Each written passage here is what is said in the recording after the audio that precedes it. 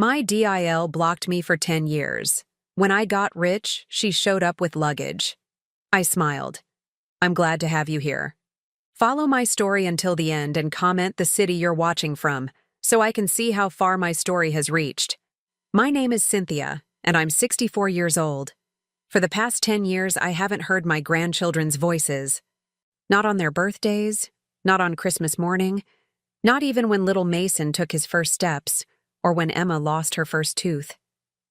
10 years of complete silence, as if I had simply vanished from their lives. It wasn't my choice. I remember the last time I saw them like it was yesterday, though it was actually 2014. Emma was barely 2, her chubby fingers wrapped around a crayon as she scribbled on paper at my kitchen table. Mason was just a baby, sleeping peacefully in my arms while I rocked him by the window. The afternoon light filtered through my cheap curtains, casting a warm glow over what I thought would be many more moments like this. Mom, we need to talk. My son Brock's voice had an edge I'd never heard before. He stood in my doorway with his wife Ellery beside him, her arms crossed and her face set in that expression I'd grown to dread, the one that meant she'd been filling his head with poison again. Of course, honey. Let me just put Mason down for his nap. I moved toward the small crib I kept in my living room, the one I'd bought secondhand and painted myself in soft blue and yellow. Actually, Ellery interrupted, her voice sharp as broken glass, we'll be taking the children home now. And Cynthia, we've decided it's best if you don't see them anymore. The words hit me like a physical blow. I stopped mid-step, Mason still sleeping in my arms. What do you mean? Brock wouldn't meet my eyes. Mom, you're not a good influence on them. Ellery thinks, we think, it's better if they grow up without certain negative elements in their lives. Negative elements, that's what they called me. A negative element. Brock, I'm your mother. These are my grandchildren.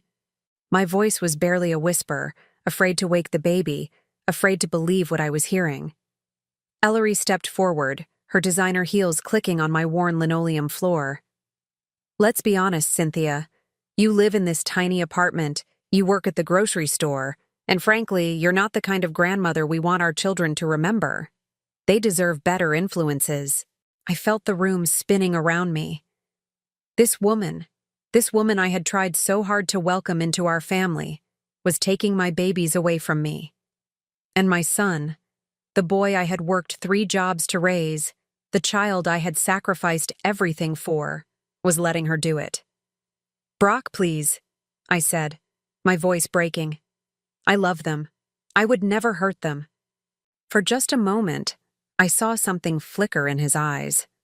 Doubt, maybe. Or remembrance of all the times I'd stayed up with him when he was sick. All the birthday parties I'd thrown with decorations made from dollar store supplies. All the ways I'd shown him love even when money was tight. But Ellery's hand touched his arm, and that moment of connection vanished. This is what's best for everyone, he said, the words sounding rehearsed. Don't make this harder than it needs to be. I handed Mason to his father, my hands shaking. Emma looked up from her coloring, sensing the tension in the room with that intuitive way children have.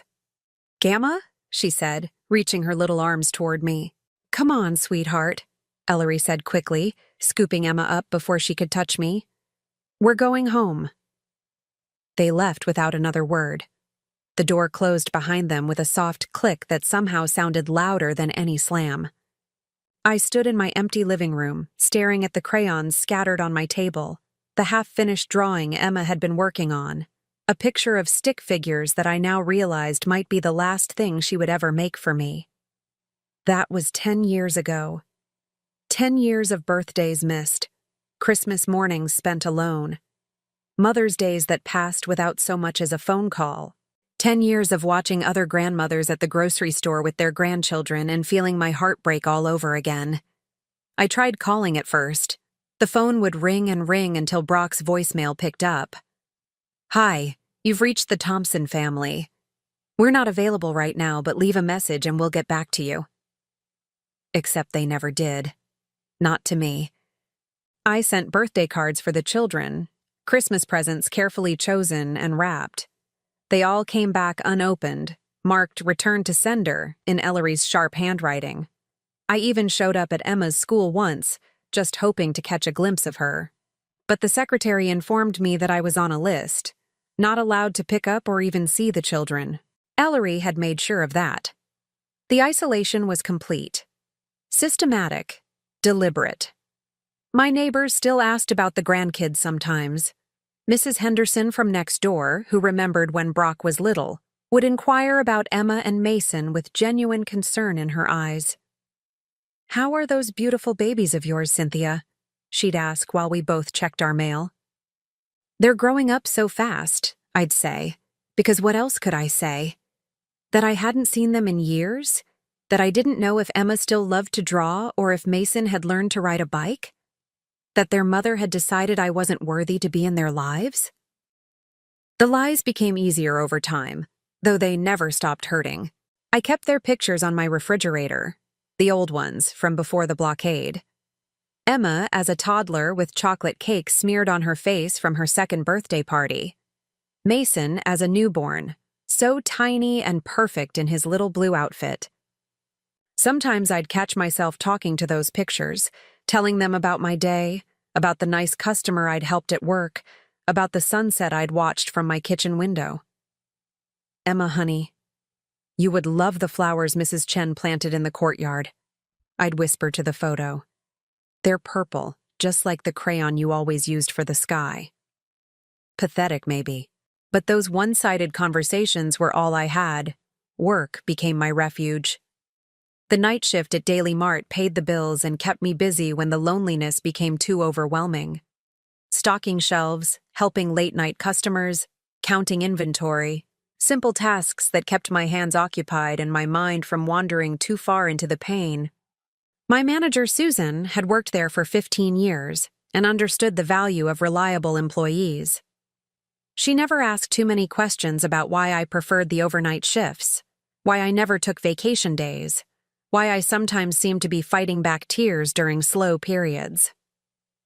"You're dependable, Cynthia," she'd tell me when the district manager came around for reviews. That's worth its weight in gold in this business. Dependable. That's what I was. Dependable and alone. But even in my isolation, I never stopped hoping. Every phone call might be Brock finally coming to his senses. Every knock at the door might be Emma and Mason, older now, wanting to meet their grandmother. Every birthday that passed was another year closer to them being old enough to make their own choices about whether to have me in their lives. I kept a small notebook where I wrote down things I wanted to tell them someday. Emma's 10th birthday. "I hope you still love to draw. I kept all your pictures." Mason's 8th birthday. "I wonder if you're as tall as your daddy was at your age. He was always climbing everything." Small hopes, quiet dreams, the kind that keep you going when everything else feels impossible.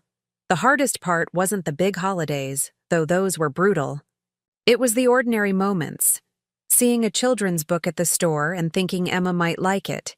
Hearing a little boy laugh in the grocery aisles and wondering if that's what Mason sounded like now.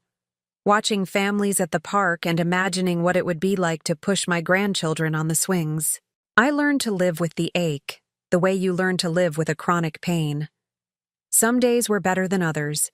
Some days I could almost pretend that the emptiness was normal, that this was simply what life looked like for women like me. But then I'd remember Emma's tiny hand in mine, or the weight of Mason sleeping against my chest, and the grief would crash over me again like a wave. 10 years of this. 10 years of being erased from my own family. But this morning, something happened that changed everything. My phone rang at 9:37 a.m., and for the first time in a decade, the caller ID showed a familiar name, Brock Thompson. My hands shook as I answered. "Hello? Mom?" His voice sounded different, strained, desperate. "Mom, we need to talk. Can we come over?" After 10 years of silence, my son was calling me. And somehow, I knew this wasn't going to be the reunion I'd dreamed of. Something was wrong, terribly wrong, and they needed something from me. "Of course," I whispered. though my heart was already bracing for whatever new pain was coming my way. You know where to find me. I haven't moved. Because unlike them, I had never given up hope that someday, somehow, my family would come home. The 2 hours between Brock's call and their arrival felt like an eternity. I cleaned my small apartment twice, changed my clothes 3 times, and practiced what I might say to grandchildren who probably didn't even remember my name. My hands wouldn't stop trembling as I arranged the few family photos I still displayed, wondering if Emma and Mason would recognize the woman in the pictures as their grandmother. But before they arrived, I needed to remember how we got here. Not the blocking. That was fresh pain, always sharp. I needed to remember the years before, when I believed that sacrifice was the same as love, when I thought that giving everything would somehow be enough. I was 26 when Brock was born, young enough to still believe in fairy tales, but old enough to know better. His father, Michael, had been my whole world, charming, ambitious, full of plans for our future together. We were going to build something beautiful, he promised. A family business, a big house, maybe more children after Brock. Michael died in a car accident when Brock was 3 years old. One rainy Tuesday morning, gone in an instant, leaving me with a toddler who kept asking when Daddy was coming home and bills I didn't know how to pay. The life insurance money seemed like a fortune at first, $15,000. Enough to buy time, I thought. Enough to figure out what came next. Most young widows might have used it to get by for a few months, maybe go back to school, start fresh. But I wasn't most young widows. I was Brock's mother, and that little boy deserved everything I could give him. Everything his father would have provided if he'd lived. Instead of spending the insurance money, I hid it away. Not under my mattress or in some obvious place, but in something I'd been reading about in the library. Mutual funds. The bank officer, Mr. Richardson, had looked at me skeptically when I walked in with my $15,000 in cash. Mrs. Thompson, are you sure about this? These investments can be volatile. Maybe you should consider a simple savings account. But I'd done my research during Brock's nap times, reading financial magazines I couldn't afford to buy, studying the business section of newspapers I found left behind at the diner where I waitressed. I was determined to make that money grow, to build something lasting for my son. I understand the risks, I told Mr. Richardson, signing the paperwork with hands that shook from more than nervousness. This is for my son's future. That $15,000 was the seed of everything that came later. But it was also the beginning of the most difficult years of my life. To keep that investment untouched, I had to live on what I could earn, which meant working constantly, breakfast shift at the diner, afternoons cleaning office buildings, nights stocking shelves at Daily Mart. 3 jobs to make ends meet while that insurance money sat quietly growing in accounts Brock knew nothing about. I remember the morning I realized he'd started school hungry. Really hungry. Not just, I don't want cereal, hungry. I'd been rushing between jobs, leaving him with Mrs. Patterson next door more often than I liked.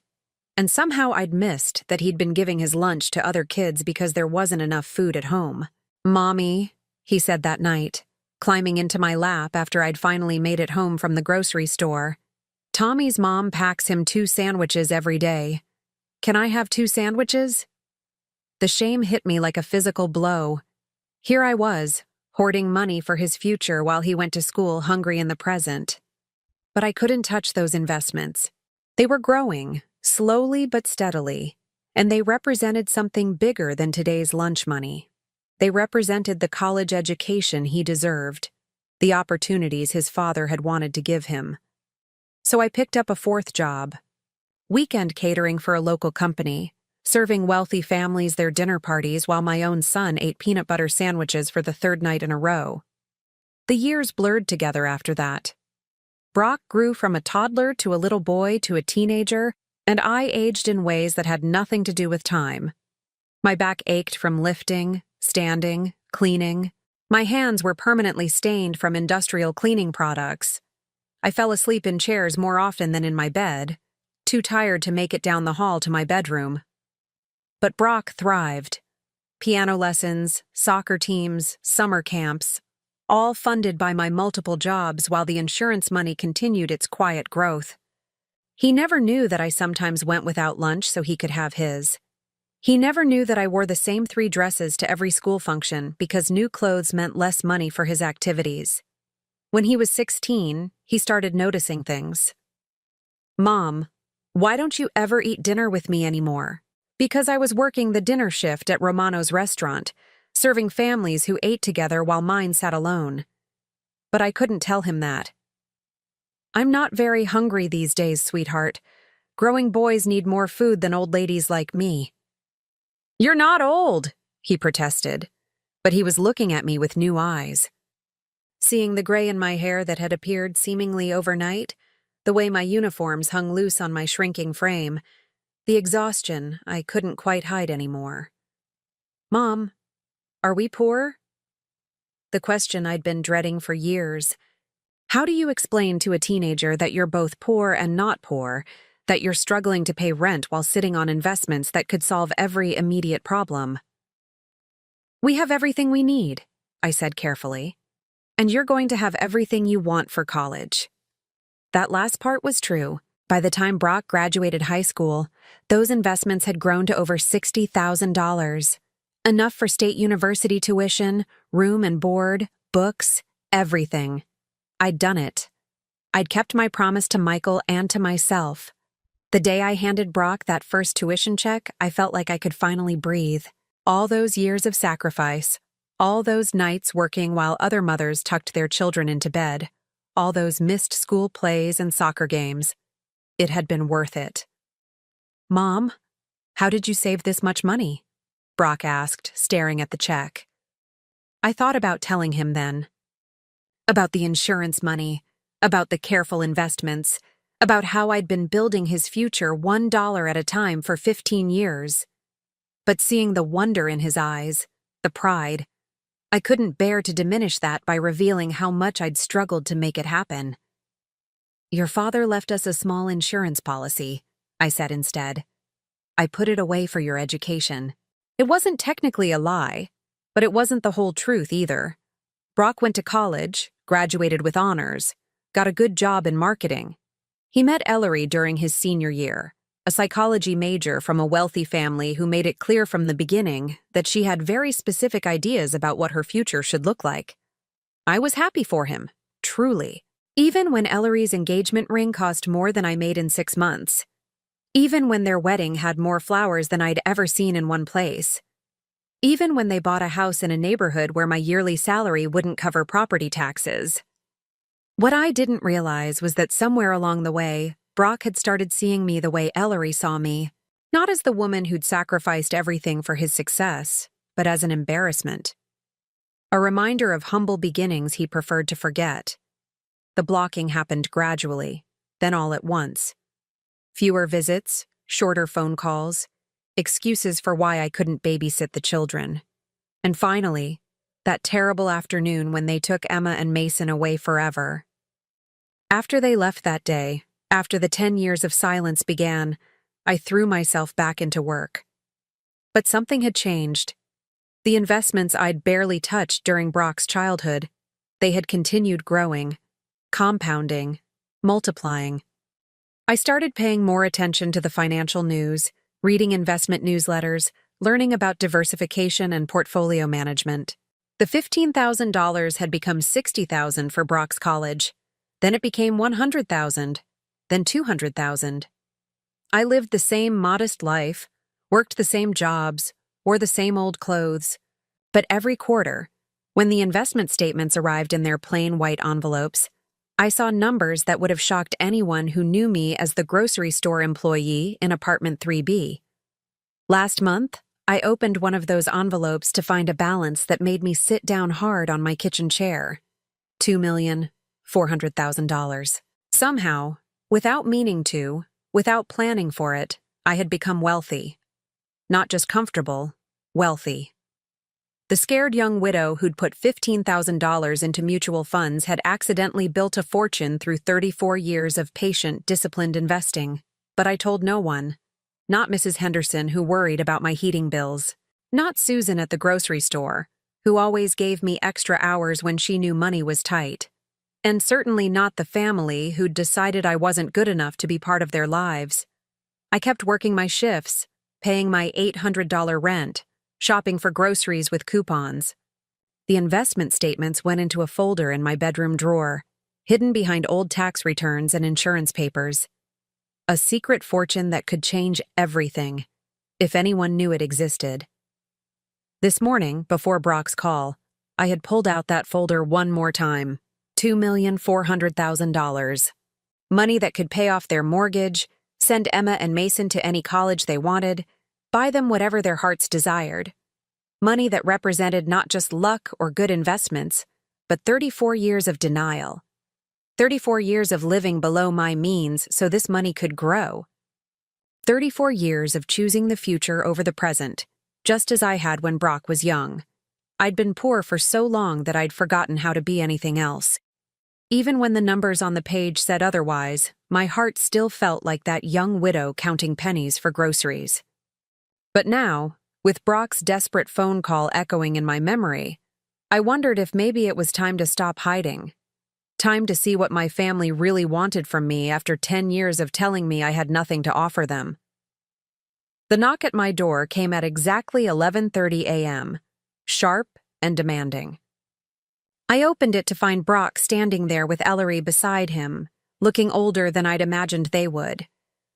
But behind them, like a miracle I'd stopped believing in, were Emma and Mason. Emma was 12 now, tall and serious-looking, with dark hair that reminded me achingly of Brock at that age. Mason was 10, fidgety and curious, his eyes darting around my small apartment like he was cataloging everything he saw. "Hello, Cynthia," Ellery said, her voice carefully neutral. She was pulling suitcases behind her. Multiple suitcases. "We need to have a conversation." As I stepped aside to let them in, I caught Emma whispering to Mason, "Is this really our grandmother? The one Mom said we shouldn't remember?" And I realized that the real test was just beginning. They stood in my living room like strangers surveying unfamiliar territory. Ellery's eyes swept over my modest furniture, my discount store curtains, the small television that still had rabbit ears because cable seemed like an unnecessary luxury. Her expression was carefully controlled, but I caught the slight curl of her lip when she noticed the duct tape holding my coffee table together. "Grandmother Cynthia," Emma said hesitantly, the words sounding foreign in her mouth. "Mom said we're going to stay with you for a while." My heart clenched. Grandmother Cynthia. Not Grandma, not Nana, not any of the sweet names I'd dreamed my grandchildren might call me. A formal title that created distance even as we stood in the same small room. "Is that so?" I looked at Brock, searching his face for some explanation. He avoided my eyes, studying the worn carpet as if it held the answers to life's greatest mysteries. Ellery stepped forward, her smile bright and brittle as thin ice. "We thought it was time to reconnect. Family is so important, don't you think? And with your recent good fortune, it seems like the perfect opportunity for us to spend some quality time together." Recent good fortune. The words hung in the air like smoke from a fire I hadn't lit. "I'm sorry, what are you referring to?" "Oh, come now, Cynthia." Ellery's laugh was musical and completely artificial. "Mrs. Patterson next door mentioned your lottery win to my friend Sarah at the grocery store. Word travels fast in a small town, you know." My blood went cold. Mrs. Patterson was nearly 80 and had been mixing up her neighbor's mail for the past 2 years. Last month she'd congratulated me on my nephew's wedding. I don't have a nephew. But somehow, her confused gossip had created a story that brought my family back to me. "The lottery," I repeated slowly, trying to understand how this misunderstanding had traveled from Mrs. Patterson's failing memory to my daughter-in-law's sudden interest in reconciliation. "Don't be modest," Ellery continued, settling herself on my couch like she owned it. "Sarah said it was quite substantial, enough to change everything for our family." Our family. After 10 years of telling me I wasn't good enough to be part of their lives, I was suddenly included again. But only because they thought I'd won money I'd never actually won. Mason wandered over to my bookshelf, running his fingers along the spines of the romance novels I'd collected from garage sales over the years. "Are these all yours, Grandmother Cynthia?" "They are." I knelt down to his level, drinking in the sight of him. 10 years old now, with gap-toothed smile and curious eyes. "Do you like to read?" He nodded enthusiastically. "I'm reading chapter books now. Mom says you probably don't have any good books since you." He stopped, glancing back at Ellery with uncertainty. "Since I what, sweetheart?" "Nothing," Ellery said quickly, moving to Mason's side. "Children say the silliest things. Don't you, Mason?" But I'd heard enough to understand. They'd taught my grandchildren that I was somehow lesser, that I wouldn't have good books or good anything because of who I was. What I was. Emma had found my photo album, the one I'd kept faithfully updated with school pictures I'd somehow managed to obtain through friends of friends who knew their teachers. She was flipping through it with a frown. "Mom, you said Grandmother Cynthia forgot about us after we were little. But look, she has pictures of me from last year's school play, and Mason's soccer team photo from this season." Ellery's perfect composure slipped for just a moment. "Those must be old pictures, sweetheart. From before." Ours, but Emma was 12, old enough to read dates and smart enough to recognize her own face. "No, look, it says Emma's spring concert, 5th grade, right here in Grandmother's handwriting. That was last month." The silence in the room was deafening. Brock finally looked up from the carpet, his face pale as he realized what his daughter had discovered.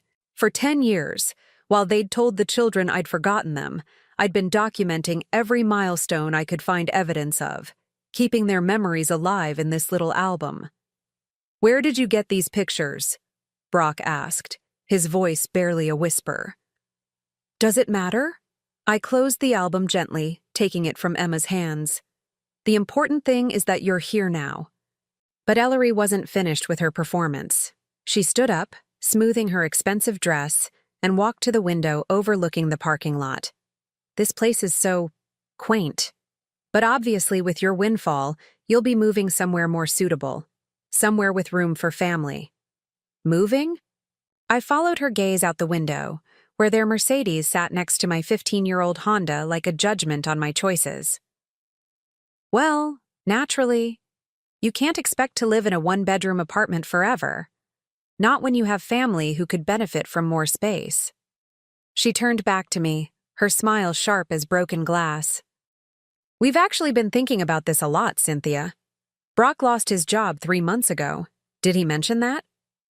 I looked at my son, who was now examining his shoes as if they were the most fascinating objects in the world. "No, he didn't mention that." The marketing firm had cutbacks. Very sad. And of course, with the house payments and the children's activities, things have been quite tight. Ellery's voice took on a martyred tone, as if their financial troubles were some great sacrifice she was making for the world. "I'm sorry to hear that, Brock. Why didn't you call? I could have..." "Could have what?" Ellery interrupted. "You were working at a grocery store, Cynthia. What exactly could you have done?" The dismissal in her voice was like a slap, but beneath the hurt, something else was growing. A slow, cold anger that had been building for 10 years. "Anyway," Ellery continued, settling back into her performance, "when we heard about your lottery win, we thought, isn't this wonderful? Now Cynthia can help her family, really be part of Emma and Mason's lives.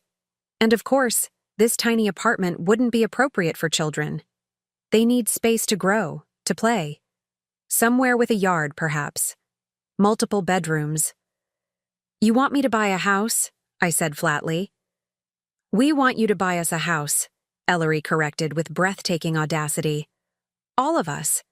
One big, happy family. The children deserve to live somewhere nice, don't you think?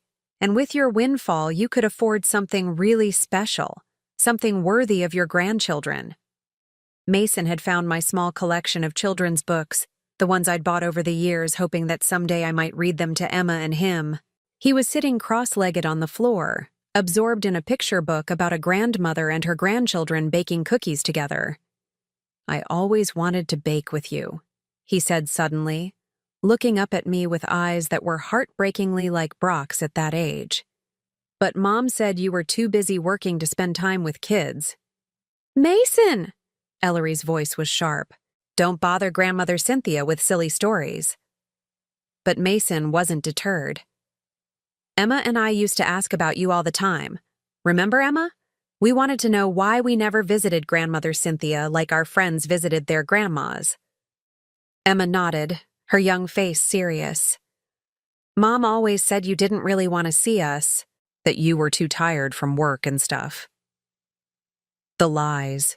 10 years of lies, fed to children who'd wanted to know their grandmother. 10 years of poison disguised as protection. "That's not true," I said quietly. "I've wanted to see you every single day since you were taken away from me." "Taken away?" Emma's eyebrows rose.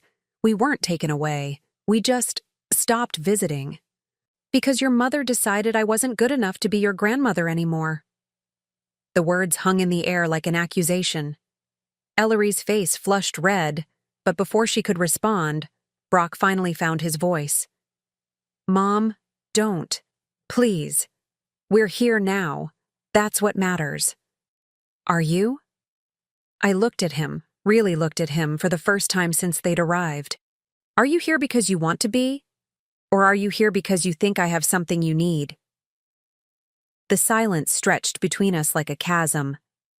Outside, I could hear Mrs. Henderson watering her plants, the sound of normal life continuing while mine turned upside down once again. Finally, Ellery spoke. "I think we're getting off on the wrong foot. The children have had a long day and we're all tired. Perhaps we could discuss living arrangements later. For now, we just need somewhere to stay for a few days while we sort things out." "Living arrangements?" The phrase stuck in my throat. "Well, obviously we can't all fit in this little apartment long term, but temporarily, while we find something more suitable for the family." She gestured around my living room as if it were a homeless shelter she was graciously agreeing to occupy. And suddenly, I understood. They hadn't come here to reconcile. They hadn't come here because they'd missed me or because they wanted the children to know their grandmother.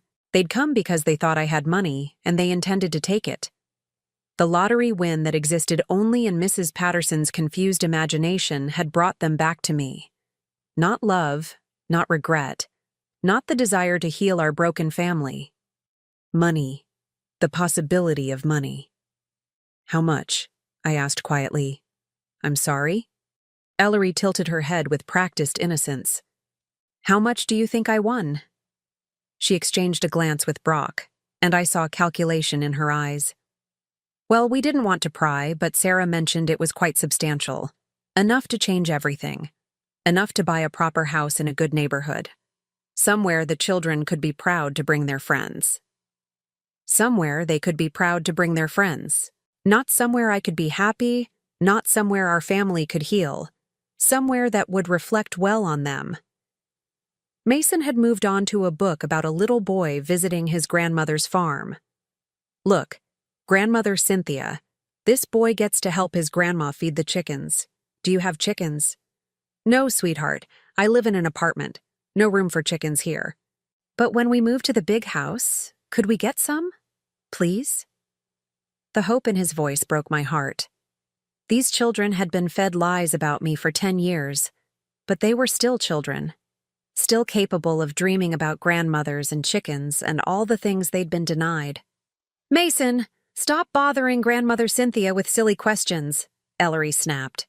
"She's been alone for a long time. She's not used to children anymore. Not used to children, as if 10 years of forced separation had somehow erased my ability to love my own grandchildren."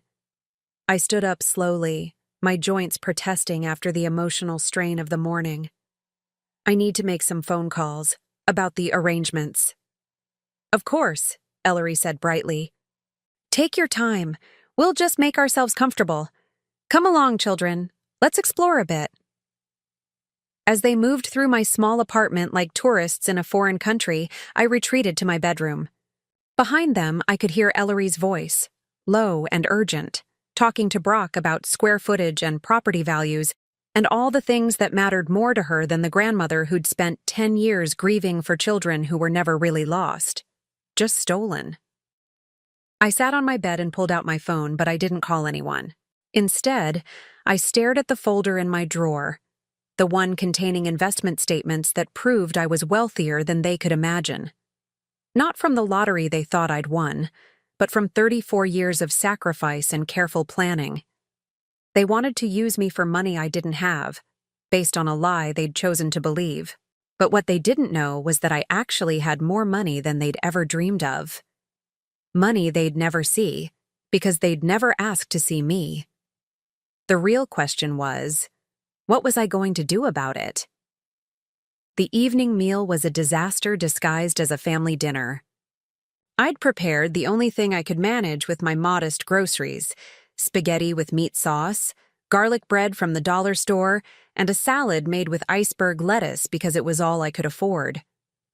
Simple food that had sustained me through years of living paycheck to paycheck, but clearly not what Ellery expected from a lottery winner. "This is rustic," she said, examining her plate as if I'd served her roadkill. "I suppose you haven't had time to adjust your shopping habits yet. Once we're settled in somewhere more appropriate, I can help you plan better menus, something more suitable for your new circumstances." Emma and Mason ate quietly, stealing glances at me between bites. They seemed amazed that their grandmother knew how to cook at all, which told me everything I needed to know about how I'd been portrayed in their household. "This is really good," Emma said softly, surprising everyone at the table. "It tastes like the spaghetti they serve at school, but better." "Emma," Ellery's voice carried a warning, "don't compare Grandmother Cynthia's cooking to cafeteria food." "But I like cafeteria food," Emma protested. "And I like this too. Mom, why didn't you ever tell us that Grandmother could cook?" The question hung in the air like smoke from a grease fire. Brock shifted uncomfortably in his chair, suddenly fascinated by his garlic bread. Ellery's smile became so tight I thought her face might crack. We didn't know," she said finally. "Your grandmother and I haven't spent much time together over the years." That was certainly one way to put it. Mason had been unusually quiet, but now he looked up from his plate with the direct gaze that only children possess. "Grandmother Cynthia, why don't you live in a big house like other grandmas?" "Mason," Ellery snapped, "that's a rude question." "But I'm just wondering," Mason continued, undeterred by his mother's sharp tone. "Tommy's grandma has a swimming pool and a big kitchen with an island. If you won the lottery, shouldn't you have fancy stuff too?" Out of the mouths of babes. My 10-year-old grandson had just asked the question that cut to the heart of everything. If I'd really won a substantial lottery prize, why was I still living in an $800 a month apartment with duct-taped furniture? "Well," I said carefully, "sometimes it takes time to figure out what to do with unexpected money. Big decisions shouldn't be rushed." Ellery leaned forward eagerly. "Exactly. That's why family is so important during times like this. Brock and I have experience with financial planning, property investment. We can help guide you through the process." I almost laughed. Brock, who'd lost his job 3 months ago and hadn't told his own mother. Ellery, who was clearly drowning in debt, but trying to maintain appearances. These were the people who wanted to guide my financial decisions. "That's very generous of you," I said. "But I've been managing my money for quite some time now." "Managing?" Ellery's eyebrows rose. "Cynthia, no offense, but you work at a grocery store. I have a master's degree in psychology, and Brock has years of corporate experience. Surely you can see the benefit of professional guidance." Professional guidance. From people who'd driven themselves into such deep debt that they needed to move in with the grandmother they'd spent 10 years vilifying. After dinner, while Brock helped with dishes, a courtesy I suspected was Ellery's idea rather than his, she cornered me in the living room. The children had discovered my small collection of board games and were setting up Monopoly on the coffee table, arguing good-naturedly about who got to be the dog. "Cynthia, we need to discuss practicalities," Ellery said, her voice low but urgent. "This apartment is clearly temporary, but the children need stability. Emma starts 7th grade in the fall, and Mason is at a crucial age for social development. They can't be moving from place to place." "They seem to be moving just fine," I observed. "After all, they moved out of their house and into my apartment with no notice at all." Her perfect smile faltered. "That's different. That's family helping family during a difficult time." "Is it? Because it seems to me like family helping family would involve some conversation beforehand. Some asking rather than announcing." "We're asking now." But her tone suggested she was doing nothing of the sort.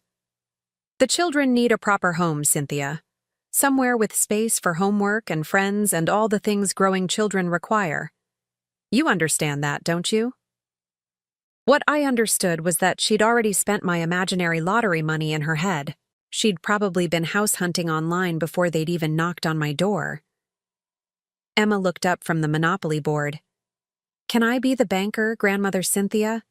I'm really good with money. Dad always says I should be an accountant when I grow up." "Of course, sweetheart." I sat down on the floor next to her, ignoring the way Ellery's lips pursed at my willingness to play games on the carpet like a child. "How much money do we each start with?" Mason asked, sorting through the colorful bills. $1,500 each, Emma replied promptly. "That's the rules. $1,500. The same amount I struggled to save each month during the hardest years of Brock's childhood. Money that had seemed like a fortune when I was 26 and terrified, but was now just the opening stakes in a children's game. "Did you know," I said as Emma dealt out the money, "that $1,500 was exactly how much I had when your father started kindergarten?" After rent and groceries and his school supplies, that was what was left for the whole month. "Really?" Emma's eyes widened. "That doesn't seem like very much." It wasn't, but we made it work. Brock had stopped washing dishes. I could see him in the kitchen doorway, listening with an expression I couldn't quite read. "How did you make it work?" Mason asked, already moving his game piece around the board. "Very carefully. Every dollar had to count for 3 or 4 things. I learned to be creative." "What do you mean?" I thought about those years, about the careful calculations that had become second nature. "Well, for instance, when your father needed new school clothes, I would shop at thrift stores first. But I wouldn't just buy any clothes. I'd look for pieces that could work for school, for play, and for church. One shirt had to do 3 jobs." "That's smart," Emma said approvingly. "Mom always says we have to buy separate outfits for every occasion." Ellery's face flushed. "Children need appropriate clothing for different activities, Emma. It's important to dress well." "But Grandmother Cynthia's way saves money," Mason pointed out with the logical simplicity of childhood. "Then you can buy more important stuff." "Like what?" Ellery's voice had an edge now. Mason shrugged. "I don't know. Food? Books? Toys? Stuff kids actually need?" From the mouths of babes, indeed. The game continued, but I could feel tension building in the room like pressure before a storm. Ellery kept checking her phone, typing urgent messages to someone. Brock remained in the kitchen, ostensibly cleaning, but really just avoiding the conversation happening in the living room. "Grandmother Cynthia," Emma said as she landed on my property and owed me rent. "Can I ask you something?" "Of course." "Were you sad when we stopped visiting?" The question hit me like a physical blow. Beside me, I heard Ellery's sharp intake of breath. "Emma, that's not appropriate." "It's okay," I said quietly, meeting my granddaughter's serious gaze. "Yes, sweetheart. I was very sad." "Why did we stop coming? Mom said it was because you were too busy, but you don't seem too busy now." I glanced at Ellery, whose face had gone pale beneath her carefully applied makeup. This was the moment she'd been dreading. when her children started asking the questions she couldn't answer without revealing her own cruelty. Sometimes adults make decisions that don't make sense to children, I said carefully. Sometimes they make mistakes. Did you make a mistake? Mason asked. No, I said firmly. I never stopped wanting to see you. Not for one single day. The silence that followed was deafening. Emma and Mason exchanged glances, and I could see the wheels turning in their young minds. They were old enough to recognize inconsistencies in the stories they'd been told, old enough to start questioning the narrative that had shaped their understanding of their grandmother. Ellery stood abruptly.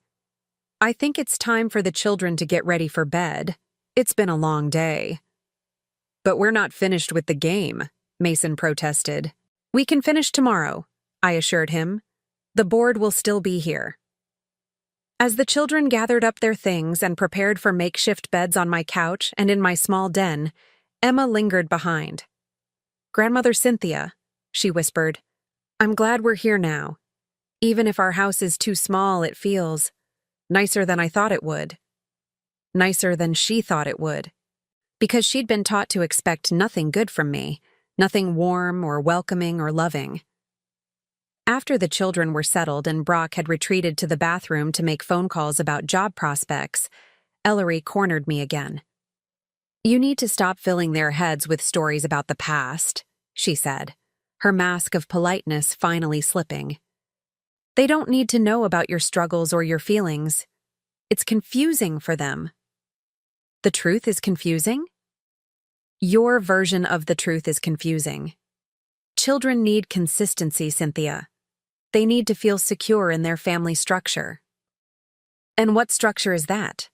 The one where their grandmother is erased from their lives for 10 years? The one where they're taught that loving me is somehow wrong? Her eyes flashed with something cold and calculating. The structure where everyone knows their place, where children respect their parents and don't question decisions made for their own good. And what about grandparents? What place do we have in your structure? She smiled, but there was nothing warm about it. That depends entirely on what you have to offer. There it was, the truth, finally spoken aloud. My value as a grandmother was directly tied to my perceived lottery winnings. My worth as a family member was measured in dollars and property values. I see, I said quietly. Good. I'm glad we understand each other. She turned toward the hallway, then paused. Oh, and Cynthia? Tomorrow we should start looking at houses seriously. The children are adaptable, but this living situation can't continue indefinitely. They deserve better. As she walked away, I sat alone in my living room, surrounded by the detritus of the evening, Monopoly money scattered on the table, dinner dishes still drying in the kitchen, the gentle sounds of my grandchildren settling in to sleep under my roof for the first time in 10 years. They deserved better. On that point, Ellery and I absolutely agreed. The question was, better than what? Better than the grandmother who'd loved them from a distance? Better than the woman who'd sacrificed everything for their father's future? Better than the lottery winner they thought I was? Or better than the mother who'd spent 10 years lying to them about love? The next morning, I woke before dawn as I had for 34 years. Old habits die hard, even when your whole world is shifting beneath your feet. I made coffee in my small kitchen, listening to the unfamiliar sounds of family sleeping in my living space, Emma's quiet breathing from the couch, Mason's occasional murmur from his makeshift bed in the den, Brock's familiar snore that hadn't changed since he was a teenager. For a moment, I allowed myself to pretend this was normal, that my grandchildren had always been part of my morning routine, that their presence wasn't the result of lies and manipulation, that we were simply a family who loved each other waking up under the same roof. But reality has a way of reasserting itself, and reality walked into my kitchen at 6:45 a.m. in the form of Ellery, perfectly dressed despite sleeping on an air mattress, her phone already glued to her ear. Yes, I understand the market is competitive, she was saying to whoever had the misfortune of being her realtor this early in the morning. But we're serious buyers. Cash buyers, actually. My mother-in-law just came into some money and we're looking for something substantial. 4 bedrooms minimum, good school district, swimming pool if possible. Cash buyers, swimming pool, 4 bedrooms. She'd spent exactly 36 hours in my apartment and was already spending my imaginary lottery winnings with the confidence of someone who'd never been denied anything in her life. I poured myself coffee and waited for her to finish the call. When she hung up, she turned to me with that bright, artificial smile I'd grown to despise. "Good morning, Cynthia. I hope you don't mind. I took the liberty of contacting a few real estate agents. There are some wonderful properties available in Willowbrook Heights. That's where we lived before Brock's. Employment situation changed. The children's friends are all in that area." Willowbrook Heights, where house prices started at $500,000 and went up from there. Where people like me, the real me, not the lottery winner she imagined, couldn't afford to drive through, let alone live. "That sounds expensive," I said mildly. "Well, of course, but you can afford it now. And really, Cynthia, after all these years of living so modestly, don't you deserve something better?" Modestly. Such a kind way to say poverty. "The children deserve something better too," she continued, warming to her theme. "Emma is at such a crucial age for social development. Living in a nice neighborhood, having friends over, being part of the right community, these things matter more than you might realize." The right community, as opposed to the wrong community, where grandmothers who worked at grocery stores raised children who somehow managed to graduate college and find successful careers anyway. Brock emerged from the bathroom, looking haggard in a way that had nothing to do with sleeping on an air mattress. He'd been making phone calls until nearly midnight, probably following up on job leads or trying to negotiate with creditors.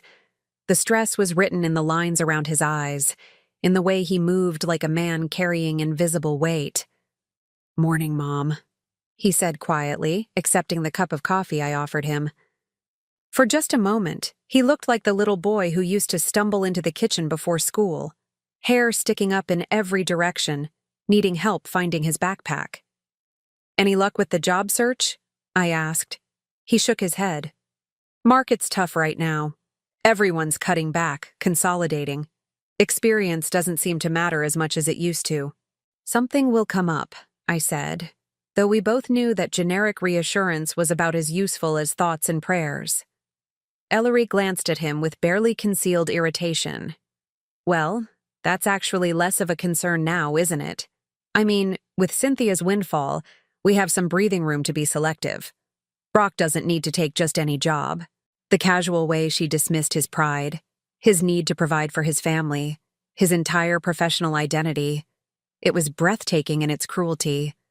But what was worse was the way Brock's shoulders sagged, as if he'd been carrying this particular burden for so long he'd forgotten what it felt like to stand straight. "Ellery," he said quietly, "we can't just assume—" "Can't assume what? That family helps family? That Cynthia wants what's best for her grandchildren?" She turned to me with eyes that glittered like cut glass. "You do want what's best for them, don't you, Cynthia?" It was a trap, beautifully laid. Say yes, and I was agreeing to fund their lifestyle indefinitely. Say no, and I was admitting I didn't care about Emma and Mason's welfare. "I want what's best for everyone," I said carefully. Emma and Mason chose that moment to wander into the kitchen, drawn by the smell of coffee and the low murmur of adult conversation. They looked rumpled and young in their pajamas, Mason's hair sticking up exactly like his father's used to. Emma already alert and taking in the tension between the adults with the sharp awareness of a 12-year-old who'd learned to read emotional weather patterns. "Are we really going to look at houses today?" Mason asked excitedly. "Can we see one with a pool?" "We'll see, sweetheart," I said, ruffling his hair. "First, we need to have a family discussion about some important things." "What kind of important things?" Emma asked, immediately suspicious. She'd learned early to be wary of adult conversations that might affect her world. I looked at Brock, then at Ellery, Then at my grandchildren who deserved so much better than the games their parents were playing with their lives. About honesty, I said finally. About truth and lies and what family really means. The silence that followed was heavy with unspoken tensions. Ellery's smile faltered. Brock's coffee cup paused halfway to his lips. Emma and Mason looked between the adults, sensing something significant was happening but not understanding what. I walked to my bedroom and retrieved the folder I'd been hiding for so many years. My hands were steady as I returned to the kitchen, though my heart was pounding with the weight of what I was about to do. "There's something you all need to know," I said, setting the folder on my small kitchen table. "Something I probably should have told you a long time ago." "Mom?" Brock's voice was uncertain. I opened the folder and spread the investment statements across the table like playing cards. 34 years of quarterly reports, account balances, transaction histories. The paper trail of a fortune built one careful decision at a time. "I didn't win the lottery," I said quietly. Mrs. Patterson was confused, as she often is these days. There was no lottery ticket, no sudden windfall. Ellery's face went white. "What do you mean?" "I mean," I continued, my voice growing stronger with each word, "that the money exists, but it didn't come from gambling. It came from sacrifice. From 34 years of living below my means, so this money could grow." Brock leaned over the table, scanning the numbers. I watched his face change as he processed what he was seeing. "Mom, these accounts, this balance, $2,417,326, I said, as of last month's statement. The silence was deafening. Emma and Mason pressed closer, trying to understand why the adults had suddenly stopped breathing. That's more than a lottery winner," Mason said finally, his math skills sharp enough to recognize that this was more money than most people saw in their lifetimes. "Much more," I agreed. "And it represents every single sacrifice I made for 34 years. Every extra shift I worked instead of reading bedtime stories. Every vacation I didn't take. Every nice dress I didn't buy. Every dinner out I skipped. All of it went into building this." Brock's hands shook as he picked up one of the statements. The original investment, $15,000, from Dad's life insurance. "I was 26 years old and terrified," I said. "I had a 3-year-old son and no idea how to be both parents at once. But I knew that money was the last gift your father could give us, and I wasn't going to waste it on temporary comfort." "You've been rich this whole time?" Emma asked, her young mind struggling to reconcile the grandmother who lived in a tiny apartment with the numbers on these pages. "Rich in money, yes, but I chose to live poor so this wealth could exist. I chose to let you all think I was nothing special, just an old woman who worked at a grocery store and couldn't afford nice things." Ellery found her voice, though it came out as barely a whisper. "Why?" "Because I wanted to see who you really were when you thought I had nothing to offer." The truth hung in the air like smoke from a fire that had been burning for decades. Ellery's perfect composure cracked completely, revealing something raw and desperate underneath. You let us struggle. You let Brock lose his job, let us face foreclosure, let the children worry about money, and you had millions of dollars just sitting there?" "No," I said firmly. "You let yourselves struggle by cutting me out of your lives. You decided 10 years ago that I wasn't worth knowing unless I could be useful to you. You taught my grandchildren that loving me was something to be ashamed of." Brock was staring at the investment statements like they were written in a foreign language. "Mom, I don't understand. All those years when I was growing up, when we barely had enough." "We had enough," I corrected. "We had exactly what we needed, and this money was growing for your future. I paid for your college with the dividends from these investments. I gave you every opportunity I could while building something bigger for the long term. But you could have made our life easier. We could have lived in a nice house, had nice things. And then what would you have learned about work? About sacrifice? About the value of money? I gestured toward Ellery, who was now openly crying. Look how she treats money she didn't earn. Look how quickly she's willing to spend wealth that belongs to someone else. Is that what you wanted to learn? Mason tugged on my sleeve. Grandmother Cynthia, are you going to buy us a house now? The question was innocent, but it cut to the heart of everything. I knelt down to his level, looking into eyes that were so much like his father's. That depends, sweetheart. Are you going to love me if I say no? He blinked, confused by the question. Of course, you're my grandma. And what if I never buy you anything?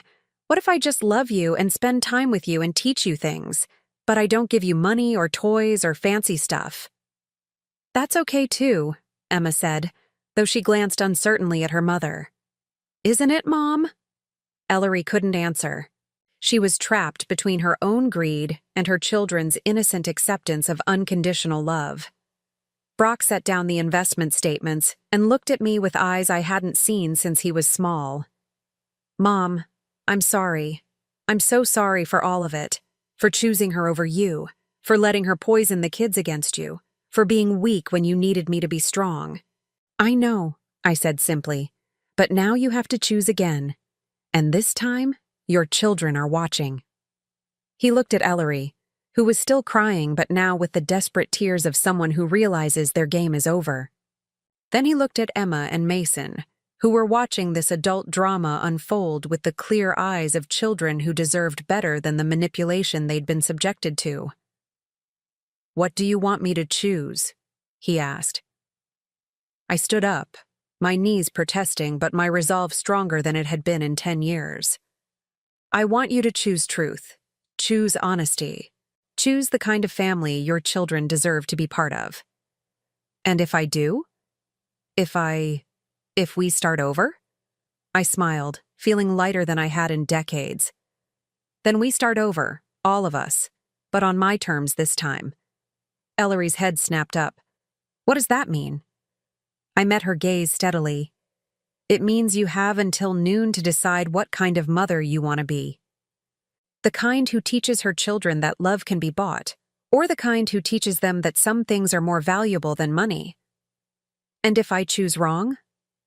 Then you'll find out that $2 million can buy a lot of things, but it can't buy forgiveness for 10 years of cruelty. The ultimatum settled over the kitchen like dust after an explosion. For the first time in a decade, I held all the power. The question was, what was I going to do with it?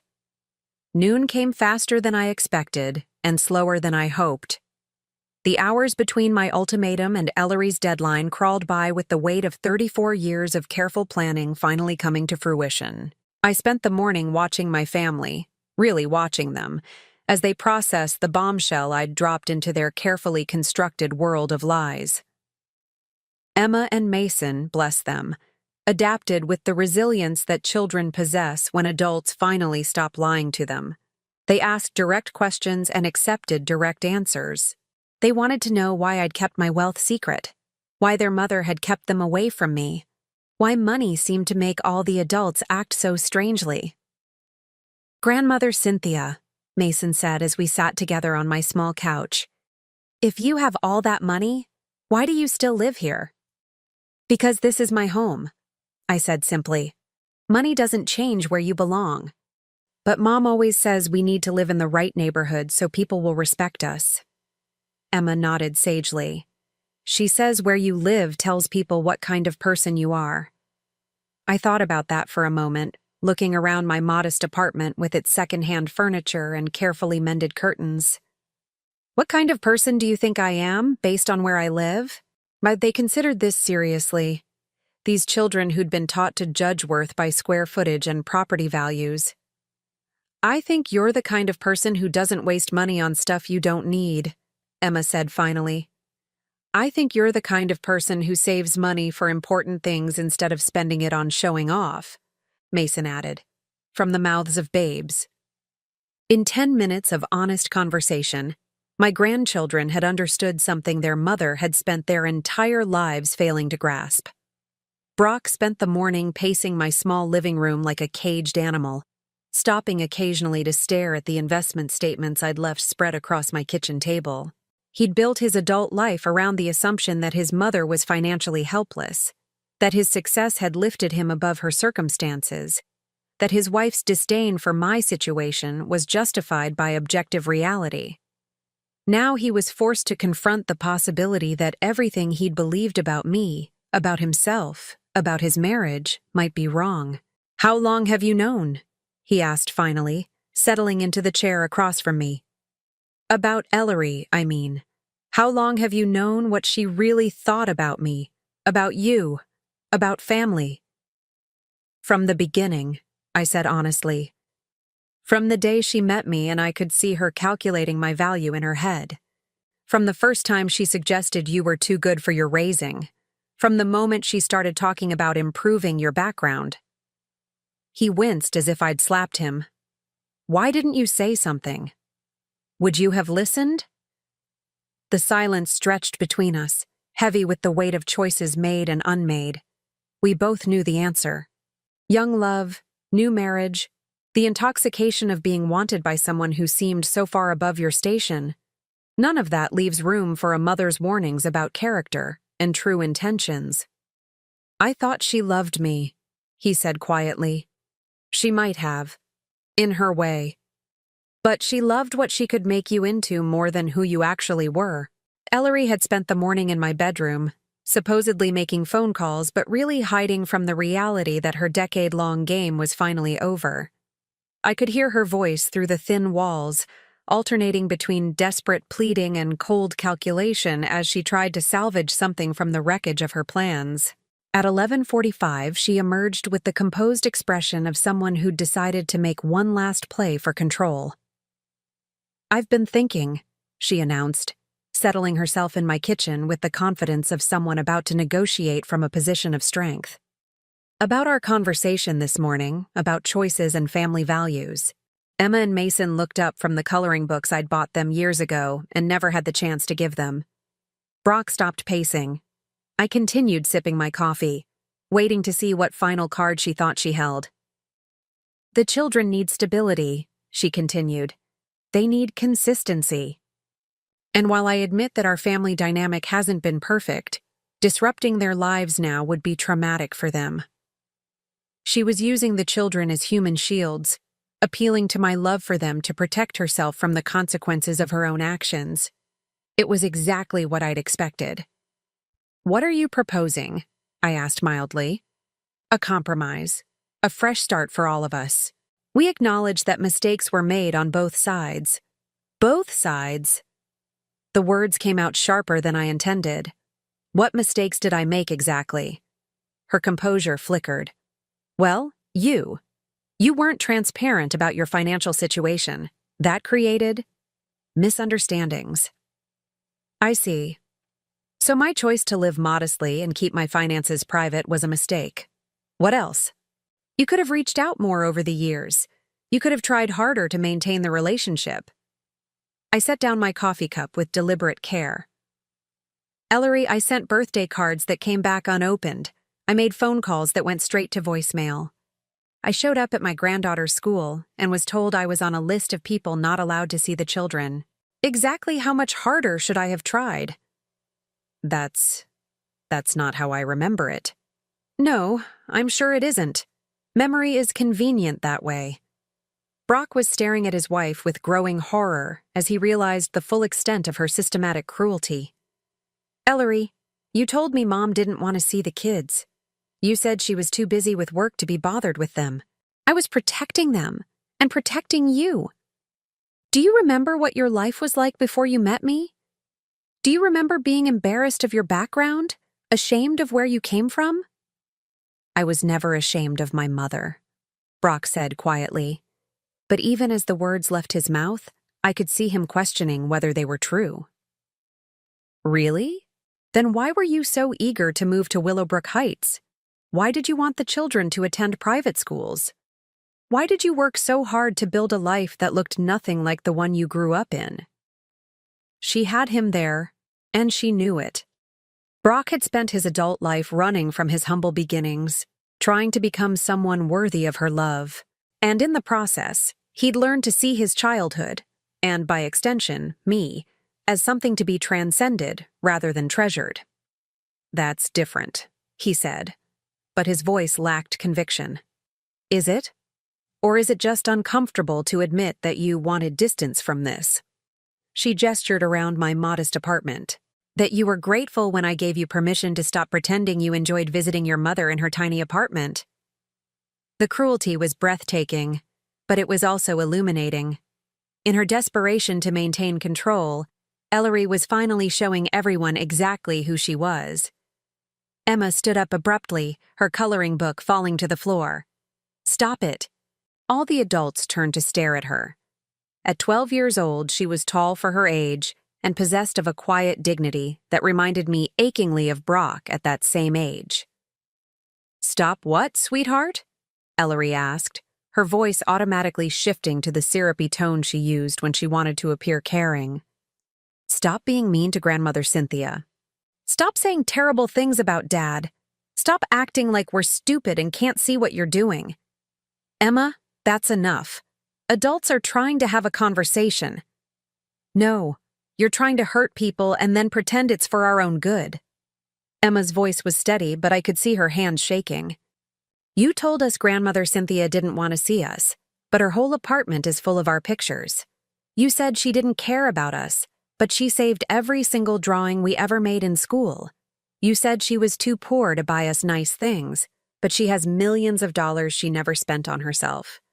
Mason nodded vigorously. "And you said Dad's childhood was embarrassing, but he turned out pretty good. Better than some of my friends' dads who grew up rich and still act like jerks." Ellery's perfect composure finally cracked completely. "You don't understand. You're children. You don't know how the world works, how important appearances are, how much harder life is when you don't have advantages." "I understand that you lied to us," Emma interrupted. "For our whole lives. About everything." The truth, delivered by a 12-year-old with the clarity that only comes from seeing adults behave badly, hung in the air like a judgment. Brock sat down heavily in his chair, his head in his hands. "Jesus, Ellery, what have we done?" "We've built a good life," she said desperately. "We've given the children opportunities, experiences. We've taught them that love is conditional," he said. "We've taught them that family isn't worth maintaining if it doesn't serve your purposes. We've taught them to be ashamed of where they came from.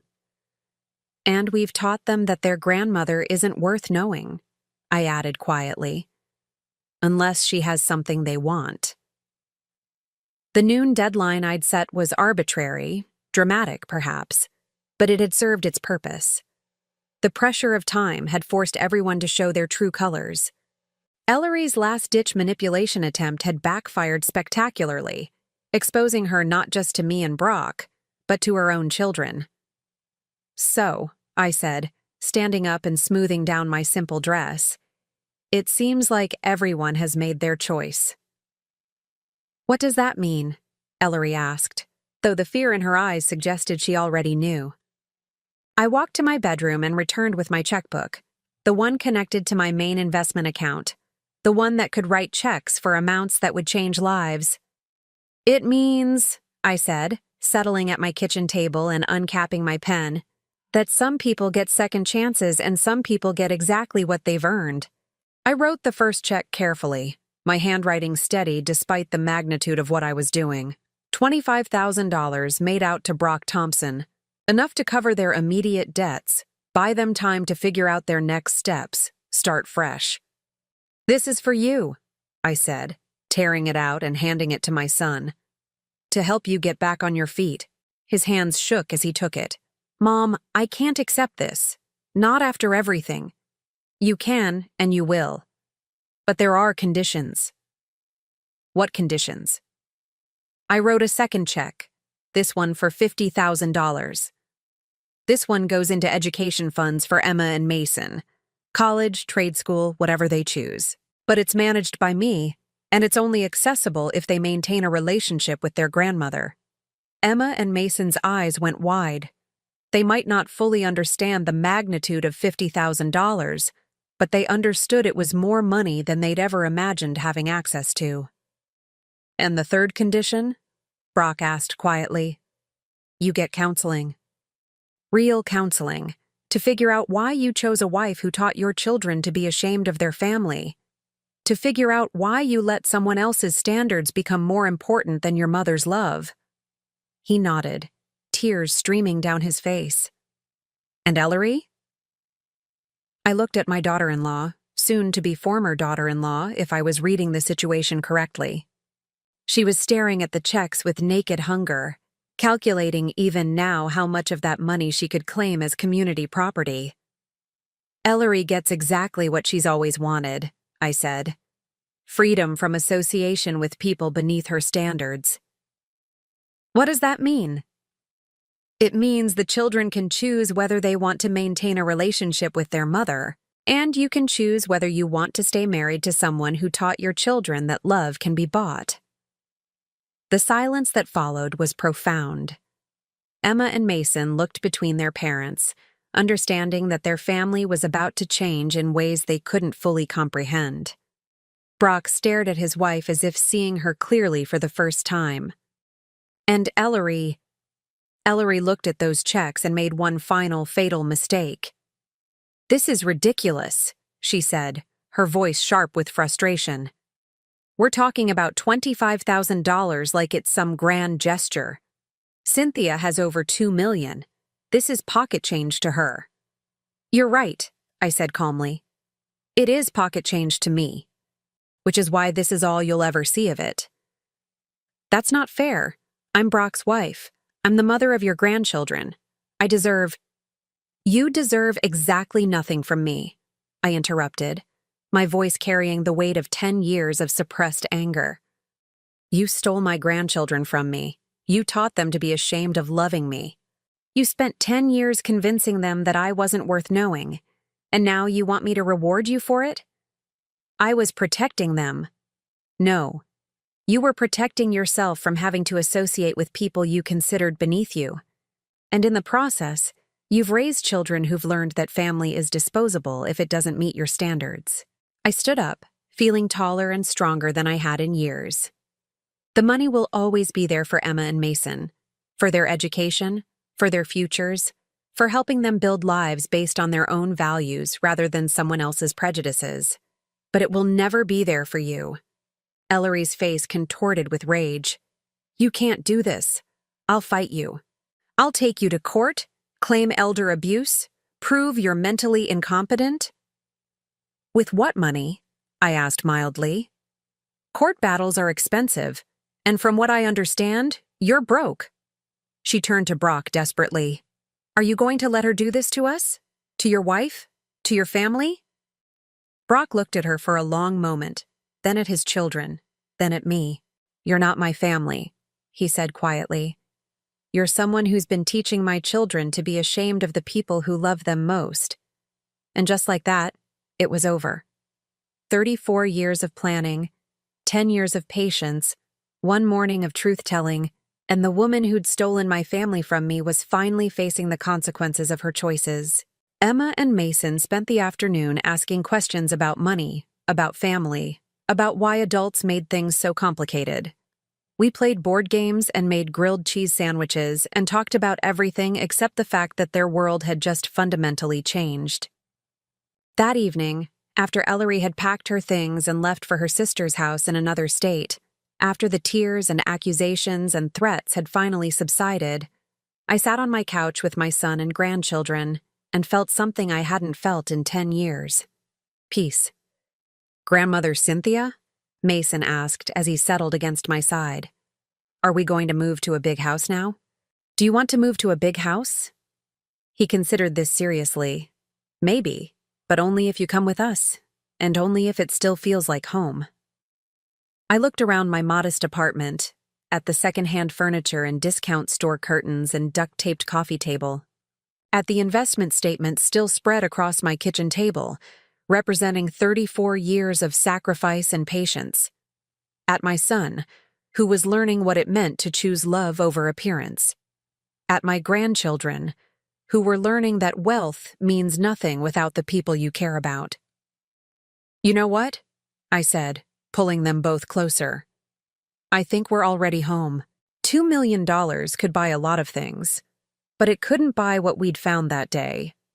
The understanding that family isn't about money or status or maintaining the right image. It's about showing up, telling the truth, and choosing love even when it's inconvenient. Even when it costs you everything else you thought you wanted.